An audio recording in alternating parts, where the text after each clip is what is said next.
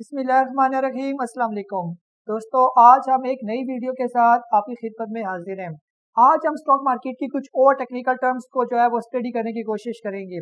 ख़ास तौर पर जो है किसी भी कंपनी का हम सुनते हैं कि फेस वैल्यू क्या होती है, बुक वैल्यू क्या है, मार्केट वैल्यू क्या है, इसके अलावा पीबी रेशो क्या है यानी प्राइस टू बुक रेशो क्या है उसकी। तो ये सारी ऐसी टेक्निकल टर्म्स हैं जो आप लोगों को पता होनी चाहिए। अगर आप स्टॉक मार्केट का जो है वो बिजनेस कर रहे हैं तो ये छोटी छोटी जो टर्म होती है और ये स्टॉक प्राइस पर, उस मार्केट वैल्यू पर, किसी कंपनी की जो शेयर ट्रेड कर रहा है उस पर क्या असरअंदाज होते हैं।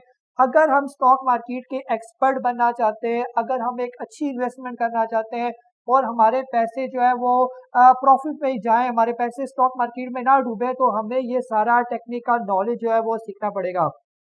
तो मेरी कोशिश ये है कि आपको बड़े आसान तरीके के साथ, छोटी छोटी मिसालों के साथ आपको ये सारी टेक्निकल टर्म समझाए जाए, ताकि एक टाइम ऐसा आए जब आप इस स्टॉक मार्केट के माहिर बन जाए तो आप ज़्यादा से ज़्यादा जो है वो प्रॉफिट कमाना शुरू कर दें। हम जो है, हमारा मुल्क जो है ना, अगर आप खुशहाल होंगे तो डेफिनेटली हमारा मुल्क पाकिस्तान भी खुशहाल होगा। तो मेरी कोशिश यही है कि इस जो है प्लेटफॉर्म पर आपको फाइनेंशियल लिटरेसी प्रोवाइड की जाए, जिसकी वजह से जो है आप ज़्यादा से ज़्यादा जो है और एक अच्छी तरीके से बेहतर और एक स्टैंडर्ड लाइफ जो है वो गुजार सकें। आज का जो हमारा टॉपिक है वो ख़ास तौर पर किसी भी कंपनी की जो फेस वैल्यू जो है वो कैसे उसको चूज़ किया जाता है, और इसके अलावा जो बुक वैल्यू होती है जो बहुत ही इंपॉर्टेंट और टेक्निकल टर्म भी है और बहुत इंपॉर्टेंट है खासतौर पर स्टॉक प्राइस से रिलेटेड। आज का हमारा टॉपिक इसी से रिलेटेड है। ये तो चलते हैं हम आपको जो है ना, मैं आपको इसी व्हाइट बोर्ड पर जो आपको पीछे नजर आ रहा है यहीं पर ही जो है वो समझाने की कोशिश करता हूँ कि फेस वैल्यू क्या होती है और बुक वैल्यू जो है वो कैसे कैलकुलेट की जाती है। फिर हर कंपनी की क्या क्या बुक वैल्यू और फेस वैल्यू, वो फिर हम आगे जो है आपको एग्जाम्पल से मैं आपको समझाऊंगा। फिर सबसे पहली जो चीज़ है फेस वैल्यू, आप फेस वैल्यू को समझने की कोशिश करें कि फेस वैल्यू क्या होती है। तो फेस वैल्यू को समझने के लिए हम फॉर एग्जांपल लेट्स सपोज कर लेते हैं कि हमारे पास कोई भी कोई एक पर्सन है, हम उसको कोई नाम दे देते हैं, for example A for example कोई एक बंदा है, यानी उसका नाम असलम भी हो सकता है, अकबर भी हो सकता है, अली भी हो सकता है। ये हमारे पास एक बंदा है जो एक कंपनी शुरू करता है और उस कंपनी के अंदर जो है, चाहे वो खुद से पैसा लगा रहा है या किसी से पैसा लगा के यानी उस कंपनी के अंदर इन्वेस्टमेंट कर रहा है, तो वो जो पैसा जो है वो जो उस मार्केट के अंदर लगाएगा, वो भी हम सपोज कर लेते हैं, पहले छोटी मिसाल से सपोज करते हैं, फिर हम इसकी बड़ी मिसाल भी ले लेंगे। मसलन वो 500 रुपये से जो है वो एक कोई कंपनी जो है वो स्टार्ट करता है, ये ठीक है, यानी 500 रुपया उसने लगाया और कोई उसने दुकान खोली या कोई कंपनी उसने स्टार्ट की है, ठीक है। अब ये जो 500 रुपया जो उसने कैपिटल लगाया, जो उसने इन्वेस्टमेंट की, यानी जिस पैसे से वो कारोबार शुरू कर रहा है, इस जो है इकोनॉमिक्स के टर्म में, अकाउंटिंग के टर्म में, इसको कहा जाता है इक्विटी कैपिटल, ठीक है। आप लोगों ने याद रखना है, इसको क्या कहा जाता है, इक्विटी कैपिटल इसको कहा जाता है। जब भी आप किसी भी कंपनी की जब आप फाइनेंशियल स्टेटमेंट पढ़ते हैं तो वहां पर आप लिखा होता है equity capital. Equity capital basically क्या है, वो सरमाया है जो उस कंपनी में लगाया गया है उस कंपनी को रन करने के लिए। तो 500 रुपया जो है वो इक्विटी कैपिटल जो है वो उसने इस ए बंदे ने जो है वो इस कंपनी के अंदर लगाया। अब वो सारी बात है, जब ये कंपनी शुरू करेगा तो इस कंपनी को उसको रजिस्टर्ड करने पड़ेगा। तो जब वो उसको रजिस्टर्ड करेगा तो वो प्राइवेट लिमिटेड से जो है वो इसको रजिस्टर्ड करेगा, ये ठीक है। प्राइवेट लिमिटेड से जब कंपनी, यानी फर्स्ट टाइम जब कंपनी रजिस्टर्ड की जाती है तो प्राइवेट लिमिटेड से इसको रजिस्टर्ड की जाती है। फिर इसके अलावा यानी इसके बाद जो अगला काम ये होता है कि उसको अपनी जो बुक होती है, जो फाइनेंशियल बुक होती है, उसमें अपने शेयर्स भी एलोकेट करने होते हैं कि इस कंपनी के कितने शेयर्स हैं। ये तो शेयर्स जो है वो खुद से डिसाइड करेगा कि मैंने इस कंपनी के 50 शेयर रखने हैं, 100 शेयर रखने हैं, 500 शेयर रखने हैं, और जब शेयर एलोकेट कर देगा कि मेरे इतने कंपनी के नंबर ऑफ शेयर्स होंगे, फिर उनकी कोई ना कोई एक वैल्यू भी उसको रखनी पड़ेगी और उसी वैल्यू को जो है वो फेस वैल्यू कहा जाता है। फॉर एग्जांपल हम कहते हैं जो फेस वैल्यू फाइंड आउट करने का फॉर्मूला होता है, जैसे इक्विटी कैपिटल, इक्विटी कैपिटल जो होता है ये is equal to face value और multiply by number of outstanding shares,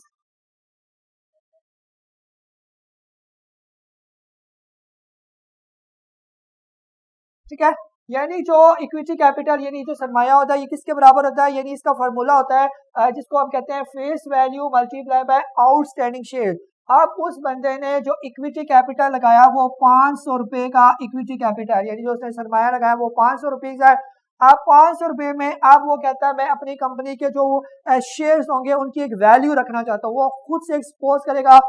अक्सर और बेशतर यही होता है कि उस किसी भी कंपनी की जो फेस वैल्यू रखी जाती है शेयर्स की वो 10 रुपए रखी जाती है, ये 10, ठीक हो गया। ये 10 रुपीज उसकी फेस वैल्यू वो अपॉइंट कर लेता है कि ये मेरे जो शेयर्स होंगे उसकी फेस वैल्यू 10 भी हो सकती है, 5 भी हो सकती है, 7 भी हो सकती है, 20 भी हो सकती है। ये डिपेंड करता है कि वो अपनी फेस वैल्यू क्या रखता है उस कंपनी की। जब ये 10 रखा तो अब जरी बात है टोटल नंबर ऑफ शेयर जो है, ये इक्विटी कैपिटल 500 है, फेस वैल्यू 10 है, तो हम आउटस्टैंडिंग शेयर कैसे निकलेंगे ताकि हमारा लेफ्ट हैंड साइड और राइट हैंड साइड जो इक्वल हो जाए। सिंपल मैथमेटिक्स है। इसका मतलब यह है कि जो उसके पास नंबर ऑफ आउटस्टैंडिंग शेयर है वो 50, यानी उस कंपनी के जो टोटल नंबर ऑफ शेयर्स हैं वो 50 नंबर ऑफ शेयर्स हैं ये। तो 50 को आप 10 से मल्टीप्लाई करेंगे तो इसका मतलब है कि उसने जो कैपिटल लगाया हुआ है वो 500 रुपए का कैपिटल लगाया हुआ है। अब ये मैंने आपको एक छोटी सी एग्जांपल दी, अब इसको एक बड़ी सी एग्जांपल से हम लोग समझने की कोशिश करते हैं। अब फॉर एग्जांपल उसने जो शुरू में इक्विटी कैपिटल लगाया वो 500 रुपए के बजाय उसने इक्विटी कैपिटल लगाया 10 करोड़ रुपए का, यानी उसके अंदर जो उसकी इन्वेस्टमेंट थी वो 10 करोड़ रुपए, यानी 10 करोड़ रुपए से उसने इन्वेस्टमेंट यानी की उस कंपनी के अंदर। उस 10 करोड़ को हम कहेंगे इक्विटी कैपिटल। अब इस 500 के बजाय ये आ जाएगा 10 करोड़, और 10 करोड़ को जब हम इसमें कन्वर्ट करेंगे कि उसके नंबर ऑफ आउटस्टैंडिंग शेयर कितने बनेंगे, उसने एक शेयर की फेस वैल्यू रखी 10 और नंबर ऑफ फिर आउटस्टैंडिंग शेयर उस कंपनी के कितने होंगे। आप लोग खुद अंदाजा लगा लें कि 10 को हम किससे मल्टीप्लाई करेंगे तो 10 करोड़ आ जाएगा। इसको हम लोग 1 करोड़ से मल्टीप्लाई करेंगे तो हमारे पास जो है वो 10 करोड़ आ जाएगा। इसका मतलब यह है कि उस कंपनी के पास जो है यानी 1 करोड़ शेयर है और उनकी जो फेस वैल्यू है वो 10 है। ये फेस वैल्यू जो है वो ऑलमोस्ट फिक्स ही रहती है, यानी जब ये कंपनी स्टार्ट की जाती है उसको फिक्स रखा जाता है और फिर ये थ्रू आउट जब तक ये कंपनी रहती है फेस वैल्यू जो है वो चेंज नहीं होती। सिर्फ एक सूरत होती है जब कंपनी के शेयर को स्प्लिट किया जाता है तब फेस वैल्यू जो है वो चेंज होती है। ये वो स्प्लिट कब किया जाता है वो भी हमारा एक लेक्चर होगा जिसमें मैं आपको समझाऊंगा कि कंपनी को कब ऐसी नौबत आती है कि वो अपनी फेस वैल्यू को यानी चेंज करे और शेयर्स को जो है वो स्प्लिट करे। यहाँ पर एक और भी चीज, एक और टर्म भी हम यूज करते हैं जिसको कहते हैं प्रोमोटर्स। ठीक है, प्रोमोटर्स किसे कहते हैं? ये प्रोमोटर्स जो होते हैं जो कंपनी को स्टार्ट करते हैं। जैसे हमने किसी बंदे का नाम लिया, ए बंदा जिसने ये कंपनी स्टार्ट की, तो वो ए बंदा जो होगा उसको हम लोग प्रोमोटर कहेंगे। एक बंदा भी मिल कर सकता है या 2-4 बंदे मिलकर भी कंपनी स्टार्ट कर सकते हैं, तो वो सारे जो कंपनी को स्टार्ट करते हैं they are called the promoters. तो प्रोमोटर्स ही फेस वैल्यू का तयन करते हैं और उस फेस वैल्यू के हिसाब से फिर नंबर ऑफ शेयर्स में निकल आते हैं कि इस कंपनी के नंबर ऑफ शेयर्स जो है वो कितने होंगे। ये तो ये था मुख्तसर सा कंसेप्ट जो है वो फेस वैल्यू से रिलेटेड। अब हम आगे चलते हैं, इसी से रिलेटेड जो है वो बुक वैल्यू है उसको भी हम लोग देख लेते हैं कि बुक वैल्यू किसको कहते हैं। ये तो यहाँ पर जो है बुक वैल्यू के लिए हम जो है ना इसको फॉर एग्जाम्पल हम इसको मिटा देते हैं ये, ठीक है। बुक वैल्यू जो है वो समझने के लिए आप लोग यानी इसकी भी मैं आपको एक छोटी सी एग्जांपल देता हूँ। आप यानी फॉर एग्जांपल एक कंपनी है, उस कंपनी की यानी ये इसी कंपनी की बात कर लेते हैं कि इस कंपनी की जो टोटल वर्थ है वो तकरीबन 50 करोड़ रुपया इस कंपनी की टोटल वर्थ है ये, ठीक है। अब इस कंपनी के पास दो चीजें होती हैं, एक तो इस कंपनी के जो है वो एसेट्स कितने हैं और दूसरे नंबर पर जो होती है वो लाइबिलिटीज होती हैं ये, ठीक है। अब एसेट्स का मतलब ये होता है, एसेट्स भी दो तरह के होते हैं, एक टेंजिबल एसेट्स होते हैं, एक नॉन टेंजिबल एसेट्स होते हैं। ये टेंजिबल एसेट्स यानी ये जो यहाँ पर यूज होंगे खासतौर बुक वैल्यू में, इससे रिलेटेड भी मेरा एक लेक्चर आएगा अनकरीब के टेंजिबल एसेट्स और इनटेंजिबल एसेट्स कौन से होते हैं। मुख्तसर मैं आपको बता दूं कि टेंजिबल एसेट्स वो एसेट्स होते हैं जो फिजिकल यानी सॉलिड फॉर्म में होते हैं। जैसे फॉर एग्जांपल कोई भी बंदे ने यानी कंपनी बनाई, उस कंपनी के अंदर जो उसकी लैंड होगी, जो उसने मशीनें लगाई होंगी, जो उसने इंस्ट्रूमेंट यूज करने, जो फिजिकल चीजें होती हैं, they are called tangible assets. और बुक वैल्यू फाइंड करने के लिए हमें इसी टेंजिबल एसेट्स की जरूरत होती है। अगर हम कहते हैं कि फॉर एग्जांपल कंपनी के पास जो है वो 50 करोड़ रुपए उसने लगाए हुए, यानी उसके पास 50 करोड़ रुपए हैं, उस 50 करोड़ में हम कहते हैं 40 करोड़ रुपए के उसके पास टेंजिबल एसेट्स हैं और इसके अलावा जो है लाइबिलिटीज, और बाकी 10 करोड़ की उसके पास लाइबिलिटीज हैं। ये लाइबिलिटीज का मतलब ये होता है कि उसने हो सकता है कंपनी ने किसी से लोन लिया हो या दूसरे इन्वेस्टर से उसने उधारे पैसे लिए हो, they are called the liabilities, ठीक है, लोन। तो ये जो 40 करोड़ और 10 करोड़ यानी मिलकर उसने 50 करोड़ की यानी कंपनी जो है उसने स्टार्ट की। अब हम जो है ना बुक वैल्यू निकालते हैं। बुक वैल्यू भी फिर दो तरह की होती है।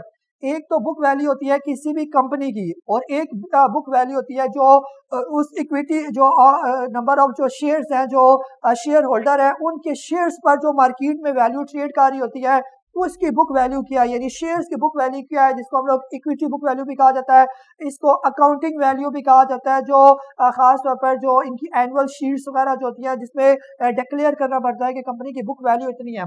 इसको भी हम कैलकुलेट कर लेते हैं। फर्स्ट ऑफ ऑल हम बुक वैल्यू ऑफ कंपनी, सबसे पहले कंपनी की बुक वैल्यू कितनी है वो देखते हैं। तो बुक वैल्यू ऑफ कंपनी, ठीक है, तो जब कंपनी की हम लोग बात करते हैं इसका फॉर्मूला होता है टेंजिबल एसेट्स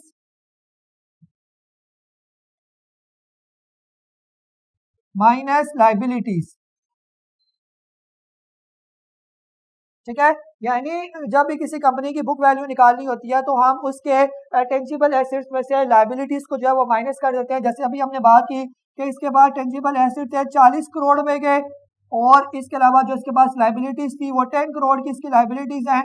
अब जो कंपनी की जो बुक वैल्यू निकलेगी वो इन दोनों को माइनस करेंगे तो ये 30 करोड़ इस कंपनी की बुक वैल्यू निकल आएगी। ये यानी ये कंपनी की बुक वैल्यू यानी कंपनी की वर्थ जो है वो इतनी है ये। अब इसके अलावा जो है जब हम किसी कंपनी के शेयर की बुक वैल्यू निकालते हैं जिसको इक्विटी शेयर होल्डर्स और शेयर्स की जो आप वैल्यू कहा जाता है, उसका निकालने का तरीका बिल्कुल आसान है। आप लोग इसी को जो है ये जितना आपने इसको माइनस किया यानी टेंजिबल एसेट्स माइनस लायबिलिटी को डिवाइडेड कर दें नंबर ऑफ आउटस्टैंडिंग शेयर्स। जब हम इसको जो है आउटस्टैंडिंग शेयर से हम इसको डिवाइड कर देंगे नंबर ऑफ आउटस्टैंडिंग शेयर तो हमारे पास आ जाएगा। जैसे इसको हमने इसमें माइनस किया तो 30 करोड़ आया, और इसके पास total number of outstanding share कितने थे जो हमने जो है यहाँ जो इससे पहले हमने कैलकुलेट किए थे। जैसे जो 10 करोड़ में से हमने जो फेस वैल्यू रखी थी कि 10 फेस वैल्यू होगी और 1 करोड़ जो हो गए इसके आउटस्टैंडिंग शेयर हो गए। अगर हम कहते हैं कि इसके पास number of outstanding share 1 crore है ये, तो जब इसको हम आपस में डिवाइड करेंगे तो ये करोड़ कैंसिल हो जाएगा, तो 30 हमारे पास आ जाएगा 30 रुपीज़।